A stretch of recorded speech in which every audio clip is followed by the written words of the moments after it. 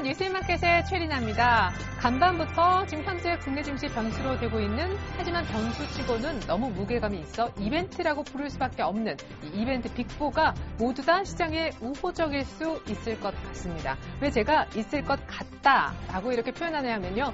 마지막 변수라고 할 수 있는 7월 옵션 만기의 결과는 사실 정확히는 오늘 동시효과 마감까지 보고 나서야 결과를 판단할 수 있기 때문인데, 그래도 아직까지 너무 시장이 우호적이어서 빅4가 다 좋은 것 같다, 이렇게 미리 좀 말씀을 드려봤습니다.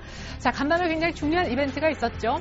계속해서 전문가들도 그리고 저도 강조를 좀 드렸었던 벤 버냉키 연준 의장의 연설과 지난달에 있었던 FOMC 의사록, 지난번 FOMC 회의에서는 무슨 일이 있었을까? 지난번 회의에서 버냉키 의장의 발언이 시장에 큰 파장을 낳았기 때문에 그때 누가 무슨 얘기를 했는지 다 적어놨던 그 노트 내용이 궁금했던 것입니다. 자, 결과적으로요, 뉴욕 증시는 그냥 흐지부지 끝난 모습인데 사실 여기에 오해 없으시기 바라겠습니다.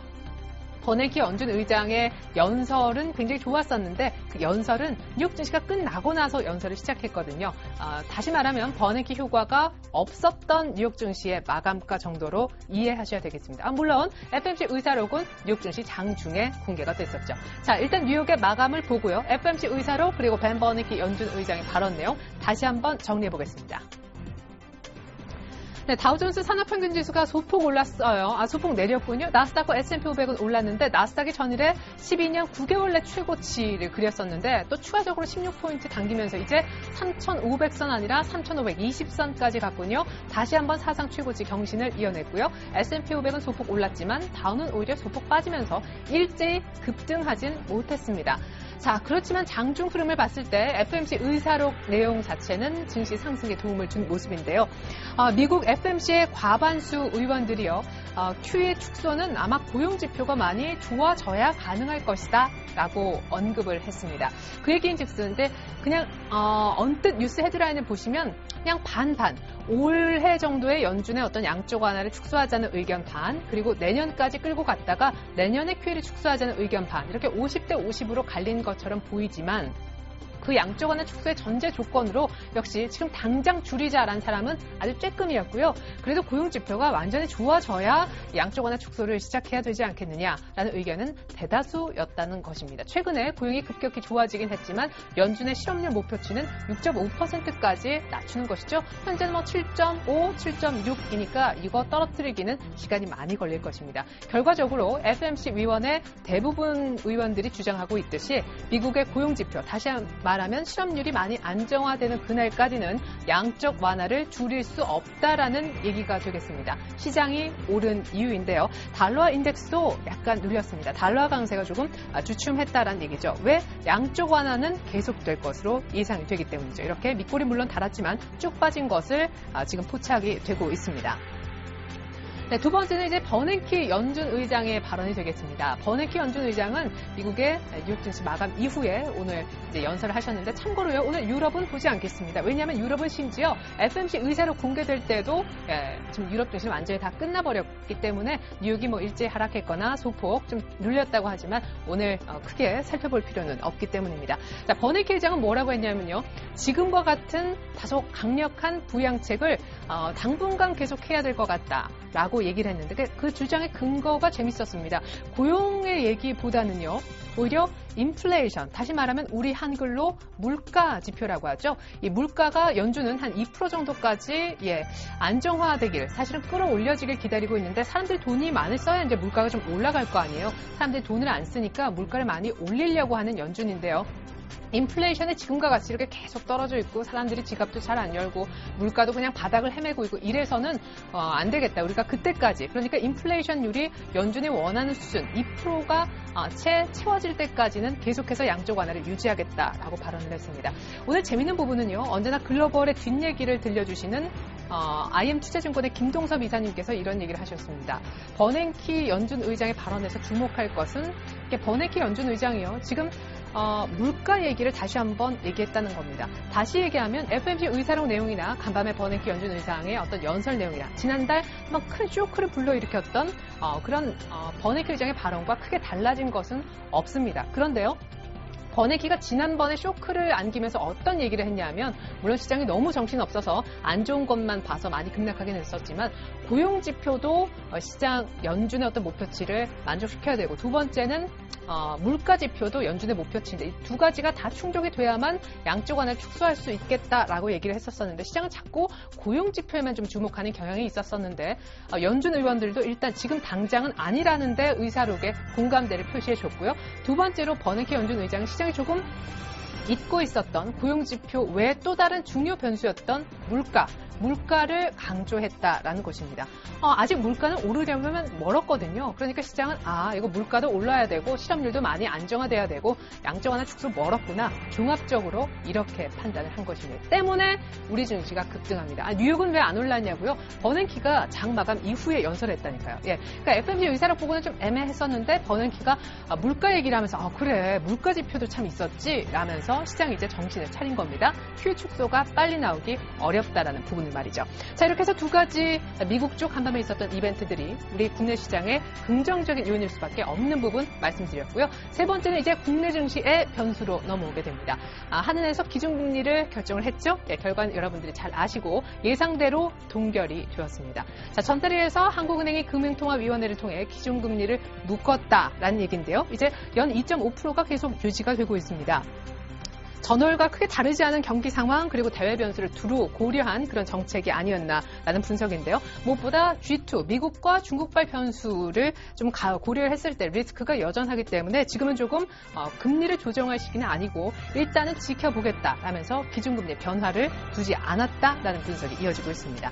자, 국내 증시에서도요. 이것이 이제 10시 조금 지나서 한 10분, 15분 정도의 기준금리 동결 결과가 나왔었는데 예상했던 결과, 시나리오대로 흘러갔기 때문에 시장은 별로 장 중에도 영향을 받지 않는 모습이었습니다. 자, 이렇게 해서 버네키 연준 의장, 그에 앞서 FMC 의사록, 그리고 우리 한은의 금통이 세 가지 빅 이벤트 모두 시장의 우호적 혹은 중립 이상의 영향을 주었었는데요. 마지막 이벤트 옵션 만기를 한번 정리해보고자 합니다. 7월달 옵션 만기, 바로 오늘인데요. 언제나 목요일날 옵션 만기가 있죠. 동시 만기는 아니지만 옵션 만기의 결론적으로는요. 전문가들은 소폭 매수 우위 혹은 중립 이상일 거라고 합니다. 특별히 버네키 연준 의장이 아주 시장에 우호적인 발언을 했기 때문에 오늘은 더더욱 좋은 만기가 될 수밖에 없다라고 하는데요. 그 근거들을 모아봤습니다. 자, 먼저 순차익 잔고가요. 지금 연중 가장 가볍습니다.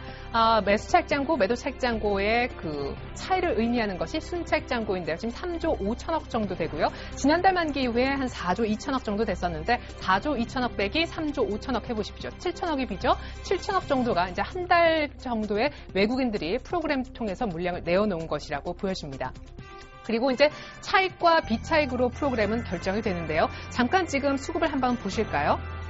현재 지금 외국인들의 수급 그리고 프로그램의 수급을 한번 종합해 볼 때 지금 프로그램은요. 차익 중심으로 한 1,600억 정도가 들어오고 있죠. 비차익 중심으로 해서 전체적으로 차익까지 매수위를 띠면서 지금 1,800억 정도 매수위를 기록하고 있습니다. 비차익을 매수 쪽으로 만드는 이제 주요 주체는 지금 외국인으로 보여지는데요. 이렇게 옵션 만기 전망하는 전문가분들은 이렇게 비차익이 오늘 긍정적일 것으로 미리 내다보고 있었습니다. 한국 관련 펀드로 자금이 순위 반전된 데다가 뱅가드 이슈도 종료됐기 때문이죠. 아마 오늘 좀 나온다고 해도 차익 중심으로 한 3천억 정도 물량이 나오지 않을까라는 예상인데 바로 이 부분이요. 비차익이란 부분 말고요. 근데 차익 쪽도 지금은 오히려 매수 우위를 띠면서 시장에 굉장히 좋은 영향을 주고 있습니다. 자, 그리고 합성 선물을 활용해서 옵션 만기는 포지션을 결정짓는 변수도 있는데요. 합성 선물 관련해서도 오히려 종가에는 매수 유입될 가능성이 높다고 하니까 막판 동시호가에서 시장이 확 떨어질 가능성보다 오히려 더 오를 가능성에 전문가들은 예상을 하고 있다는 거죠. 자, 마지막 한 가지 옵션 만기 관련해서 지금까지 얘기가 어려우셨다면 쉽게 한 말씀은 꼭 드려야 되겠습니다. 지금까지 외국인들은요. 혹시나 미국에서 출구 전략을 내놓을까봐 이걸 이제 방지하는 소위 해지 차원에서 돈을 잃어버리지 않기 위해서 굉장히 우리 한국 선물 관련해서 순매도 포지션을 최대한 많이 잡아놓았습니다. 왜? 한국물이 확 떨어질 수도 있으니까. 근데 오히려 양쪽 하나 축소가 멀었다라는 것이 여러 차례 지금 간밤에 이벤트 2개를 통해서 확인이 되었죠. 때문에 외국인들이 오늘 선물을 급격하게 환매수해주고 있는데 이어서 수급 한번 보시겠습니다. 자, 외국인들이 지금 선물을 아주 급격하게 순매수해주고 있는데요. 지금 7천 3,000계약 넘는 순매수입니다. 11시 40분밖에 안 됐으니까 오늘 10,000계약 넘는 1조 넘는 돈이 선물 쪽으로부터 들어올 수도 있겠습니다. 지금까지 혹시나 하고 많이 대비책을 쌓아놓으면서 순매도 포지션 쌓아놨었지만 혹시나라는 것은 현실화되기 어렵다라는 것을 깨닫자 외국인이 급하게 다 매도한 것을 되돌려놓고 있는 것입니다. 오늘 오히려 굉장히 시장의 우호적인 만기, 굉장히 좋은 만기가 될 수도 있겠습니다. 자, 이렇게 해서 빅 이벤트 4 아주 어렵게 좀 장황하게 설명을 좀 드려봤었는데요. 자, 이번엔 중국과 일본으로 한번 나가보겠습니다. 어쨌거나 뉴욕 증시 자체는 볼 것이 별로 없었었는데 아마 오늘 밤도 뉴욕은 급등을 하겠죠. 곧바로 중국부터 보여드립니다. 최근에 중국의 장중에 큰 변수가 되고 있기 때문인데요. 오늘 1% 넘게 오릅니다. 어제도 사실 어닝 시즌에 대한 기대감 때문에 2,000포인트를 살짝 3거래일 만에 돌려놓았던 그런 중국 종합 증시가요. 오늘 추가적으로 1% 넘게 오르면서 드디어 이제 내려오는 21선까지 맞다. 2,000에 안착하려는 그런 움직임이 나옵니다. 이미 어제 종가에서 2%대 상승하며 2,000을 다시 되찾았었고요. 오늘 다시 추가적으로 상승하면서 오늘은 중국까지도 우리 시장을 도와줍니다. 네, 참고하실 부분은요. 그렇지만 한 가지 조금 하면서 중요하게 생각해야 될 변수가 있다면 다음 주 월요일 중국의 2분기 GDP 성장률이 나옵니다. 예상은 한 7.6% 정도 지난해 3분기 이후 가장 안 좋을 것으로 예상을 합니다. 그러면 중국 증시가 다시 빠질 수 있다는 것이고 우리 증시 역시도 다시 상승분이 조금 반납될 수 있다는 얘기인데 최근에 나온 중국의 제조업 지표까지 계속 부진했던 걸 감안하면 사실 예상치 7.6보다 더 낮게 나올 가능성까지 마음에 준비를 하셔야 될 것 같습니다. 자, 중국 오늘까지 좋지만 다음 주 월요일 2분기 GDP가 조금 신경 쓰인다라는 말씀 드려봤고요. 이번엔 일본으로 가보겠습니다. 일본이 오늘 별로 그렇게 좋지 않아요. 우리 내릴 때 많이 올랐었죠. 선진 증시에 같이 편입돼서 선진 증시가 조금 주춤한 그냥 그 정도 분위기를 타고 있다고 이해하시면 좋겠습니다. 하지만 그래도 14,400라인까지 올라온 상황에서 약간 속도 조절하는 것 같습니다. 자, 이 정도로 아시아 증시 봤고요. 아까 수급 정도만 따로따로 봤었는데 본격적으로 우리 코스피 어디까지 올랐는지 확인해 보겠습니다. 네, 코스피가 1860이군요. 이야, 그래요. 이런 날도 한번 와야죠. 오늘 진짜 개장하기 전에 어떤 뉴스 헤드라인 보니까 오를 때도 됐다. 진짜 저는 공감 100%입니다. 한 40포인트가량 오르죠? 2% 넘게 오르고 있습니다. 오늘 개장가부터 지금 상승폭이 아마 계속 올라오고 있을 겁니다. 상승폭이 얼마나 확대됐는지 분봉을 통해서 확인해 보겠습니다. 자, 코스피는요, 1830선, 40선이 안 돼서 출발했었다가 지금은 거의 60선이 되고 있으니까요. 당장 40에서 60까지 올라도 한 20포인트 되는데 30포인트 언저리에서 62포인트까지 오른 모습입니다. 지금 어제 종가 대비로는 거의 한 40포인트가량이나 올랐는데요. 수급 한번 다시 전체적으로 보여드리겠습니다. 오늘 기관이 많이 삽니다. 지금까지 빠질 때 기관이 안 도와주더니만 지금 오늘은 기관이 좀 외국인 만만치 않게 사죠. 외국인도 1,300억 순 매수. 며칠 만입니까? 7거래일만. 잠시 후에 보겠고요. 기관도 거의 비슷한 강도로 사주고 있습니다. 오늘 같은 날 개인은 아이고 지겨워서 못하겠다. 이제 이 불안한 마음 한 1860이 어디야? 곧바로 정리하고 있습니다. 잠깐 선물 동행과 함께 수급 더 자세히 보시겠는데요.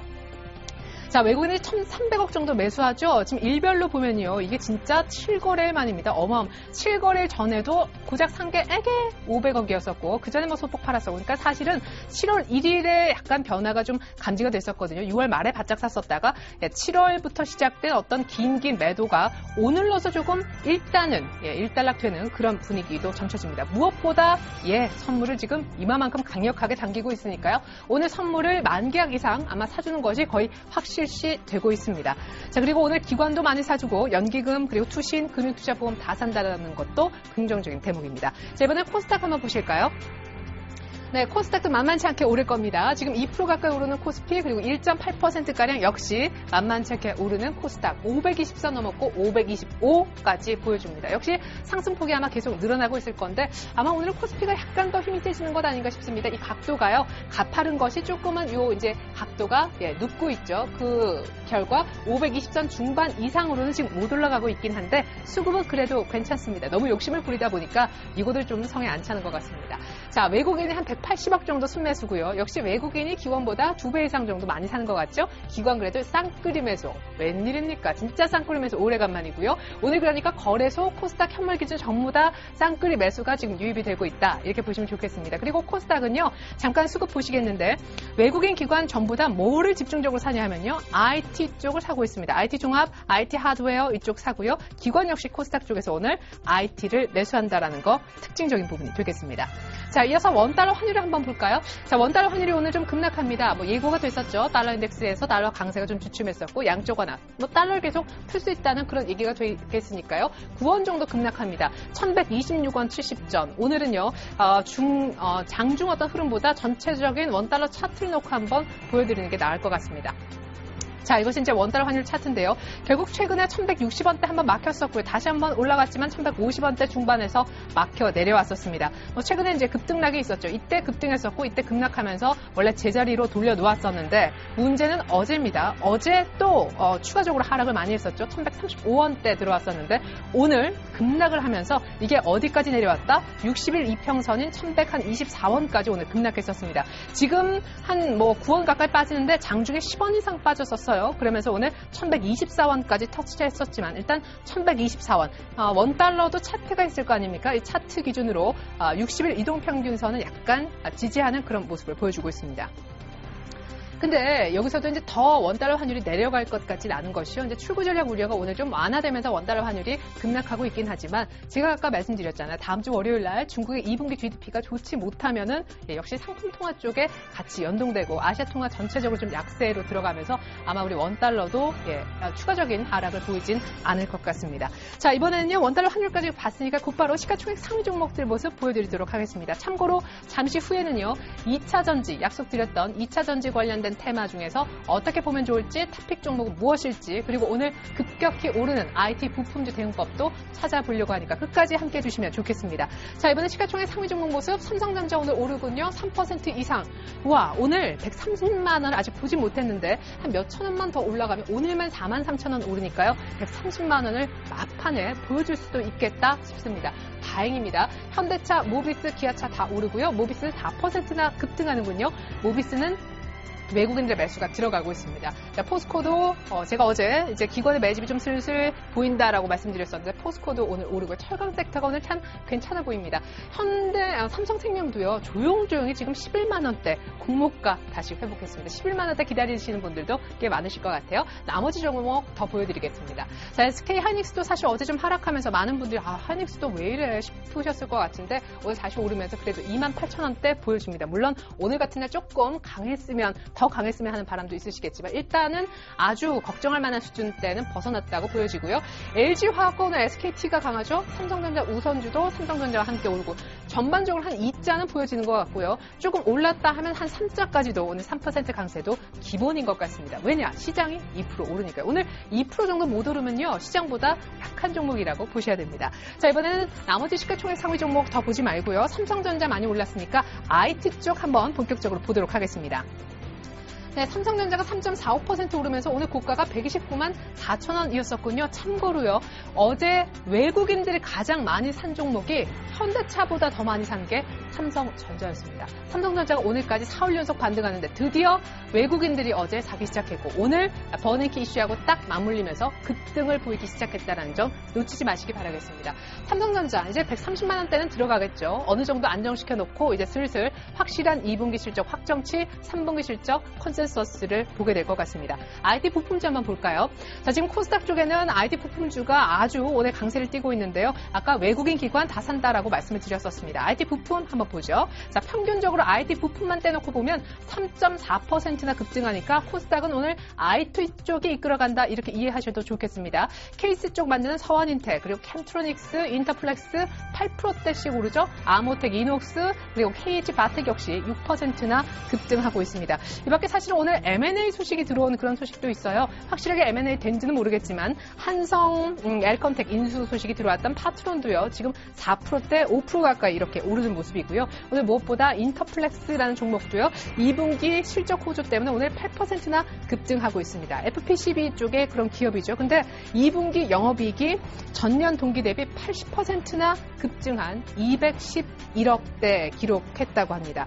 자, 이것이 이제 전일 장 마감 이후에 나오면서 오늘 상승이 어느 정도 예고가 됐었는데요.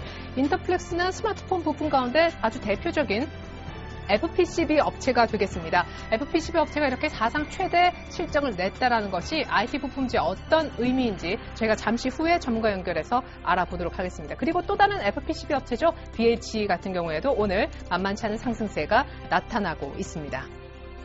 네, 이번에 자동차주 한번 가보겠습니다. 아까 모비스가 좀 많이 오르는 그런 모습이었었는데요. 쌍바닥 25만 원을 찍고 오늘 골이 깊었던 만큼 산도 높게 형성되고 있는 그런 모습입니다. 4% 넘게. 그리고 제가 오늘 왜 준비했느냐. 현대 위아가 어제 급락했다라고요. 맞습니까? 파업 때문에, 파업 우려 때문에 정확히는 7% 급락했었는데 오늘 드디어 아주 강한 반등은 아닙니다만 하루 만에 반등시켜주는 것 다행이라고 보여집니다. 잠깐 현대모비스 차트를 좀 열어보죠. 오늘 모 전문가는요. 현대모비스를 갖고 이제 장기 분할 매수할 때가 됐다라고 얘기합니다. 하반기를 놓고 기대한다면 이제 슬슬 모아갈 때가 되지 않았느냐. 바닥을 확인하는 오늘 확실히 시그널이 나왔다라고 하는데 오늘 일단 급반등의 모습이 나와줘서 바닥 탈출은 가능해 보입니다. 조금씩 비싸게 말고요. 약간 모아가면서 하반기 노려보는 중장기 전략도 가능하다는 의견 같이 한번 공유해봤습니다. 자, 이번에는요, 제 컴퓨터를 통해서 경기 민감주가 오늘 많이 오르는데 그 분위기를 좀 느껴보셨으면 합니다. 자, 지금 카프로가 한 6%대 오르죠. 역시 대표적인 그런 화학주이고요. 저희가 전에 시초가 공략주로 카프로를 언급드렸었는데 하루 만에 수익이 안 나더니 이틀 만에 큰 수익 안겨주네요. 우리금융도 그리고 고려아연도 사실 출구 전략 우려나면서 신저가 찍었던 고려아연도 오늘 이렇게 올라오고요. SK이노베이션이 5%가 뭡니까? 지금 유가가 WTI 기준 106불까지 올라왔었죠. 차트 잠깐 보시면요. 이런 종목들이 오늘 가파르게 올라오면서 21선에서 주춤하는 듯했지만 곧바로 61선 뚫어주는 이런 종목들이 경기 민감주에서 나오고 있습니다. GS 역시 마찬가지로 4%대 급등. 그리고 곧바로 철강 섹터도 한번 보시면요. 오늘 포스코만 오르는 줄 아셨겠지만 오늘 현대제철이 사실상 급등합니다. 4% 정도 오르면서 포스코와 현대제철 돌아가면서 역시 철강 섹터도 이렇게 곧바로 21선을 갭을 띄우면서 곧바로 회복하는 이런 강세가 나타나고 있습니다. 오늘 참고로 기관이요. 철강 쪽 많이 사줍니다. 네, 이번에는 검찰 압수수색 관련된 소식 한번 알아보겠습니다. 현대중공업 원전 비리 때문에 검찰이 또 압수수색 들어갔다고 하는데요. 알려진 악재였는데 의외로 현대중공업은 잘 버텨주고 있습니다. 조선 섹터가 오늘 전반적으로 나쁘진 않은 것 같은데 한번 매기세가 크게 들어간 이후에 오늘 뭐 크게 또 급등하는 움직임은 별로 없어 보이죠. 오늘 같은 날은 오히려 화학과 철강이 좀 들썩이고 조선은 좀 조용한 가운데 그나마 악재가 나왔지만 현대중공업도 시장을 조금 도와주면서 나를 잘 만나서인지 악재 속에서도 선전하는 모습입니다. 자, 그리고 어제 대우인터내셔널도요, 검찰 압수수색 때문에 급락을 했었었는데요. 오늘 그래도 같이 반등 줍니다. 3.8% 정도 급반등이니까 어제 급락을 빠르게 안해하고 있다. 이렇게 보시면 좋겠습니다. 자, 그리고 대기업 한 40개 기업 정도 구조조정 대상 명단이 발표가 됐죠. 그 가운데 C등급을 받아서 워크아웃에 들어갈 수밖에 없는 2개 회사가 생겨났습니다. 사채원리금 미지급이란 동일한 이슈로 하한가를 여러 차례 받았던 두 종목, 바로 웅진에너지와 오성 LST가 되겠는데요. 네, 하한가 따라잡으신 분들도 많으실 것 같지만 하한가가 풀리는 것 같아지만 다시 한번 하한가에 들어가는 오성 LST와 하한가에 다시금 들어갈 것 같은 웅진에너지, 오늘 모두 다 장중에 이미 하한가를 경험했었습니다. 하한가에 가기 전에 매도 물량 빨리빨리 좀 매도해서 물량을 좀 정리하시라는 전문가들의 의견 있었습니다. 자, 이렇게 되니까 참 재미있는 거는요. 남들이 좀 안 좋은 일이 있으면 이쪽에선 또 한켠에선 웃는 쪽이 있더라고요. 안타깝게도 이 종목이 모두 다 태양광 섹터 종목이죠. 다른 태양광 종목들이 혹시 우리가 반사익을 얻을 수 있지 않을까? 라면서 오늘 조금 웃고 있는 모습입니다. 하나케미칼, 신성솔라에너지, S에너지, SEM 물론 시장 상승력도 보고 있겠죠. 반사이익이라는 어떤 그 분석이 조금은 억지성일 수도 있겠습니다. 일단은 아까 웅진에너지와 요 오성 LST 같은 경우에는요, 뭐 유증이라든가 감자 같은 것이 워크아웃과 동반에 들어갈 수 있기 때문에 비중 줄이시라고 말씀 좀 드렸던 겁니다.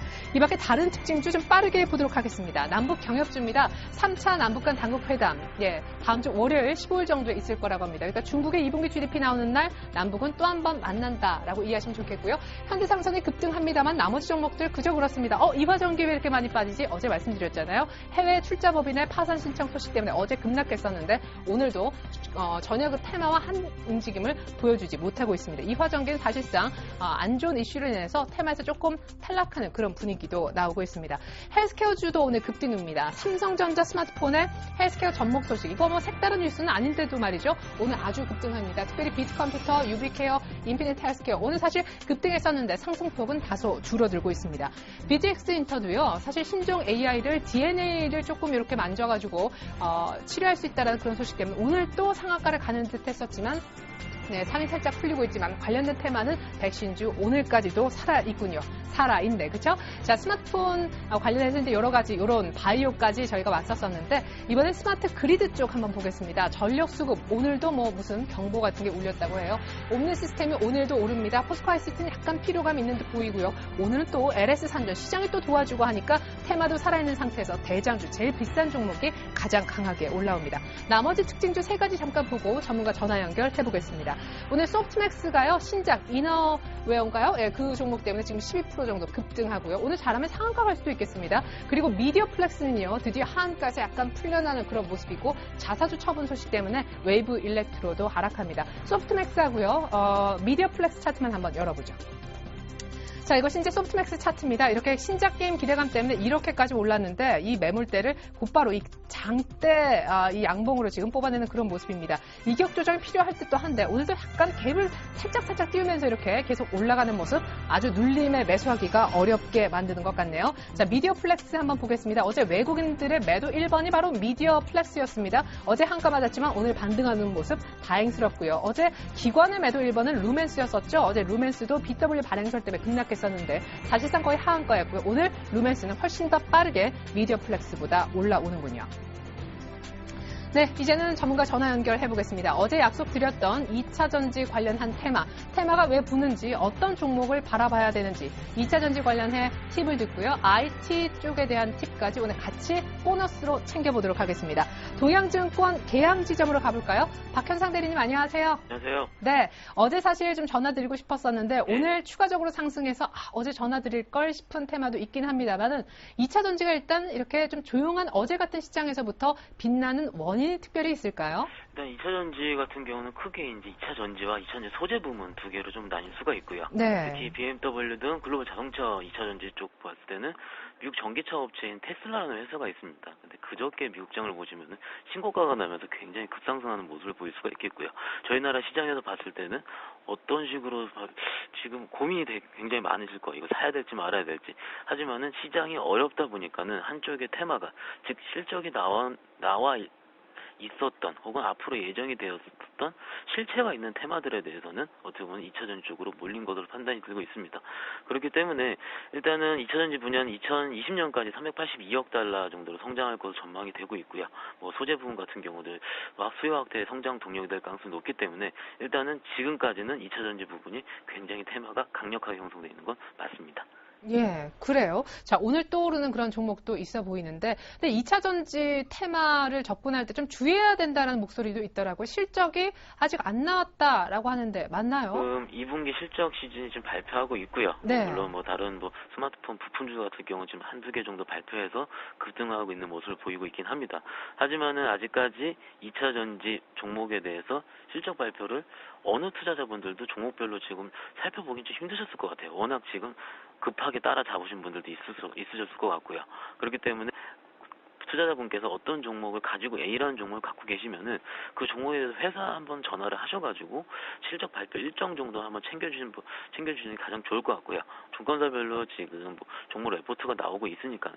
레포트를 보시면서 확인도 대응하실 필요가 있습니다. 만약에 실적 발표가 나와 있는데 차트가 우상향으로서 굉장히 뭐 단기간에 50%에서 70% 정도 상승을 하고 있었을 것 같을 경우 실적이 만약에 안 좋게 나온다면은 하한가도 무시 못할 정도로 시장이 급변동에 나올 가능성이 높기 때문에 종목별로 대응이 가장 중요하다 생각이 좀 들고 있습니다.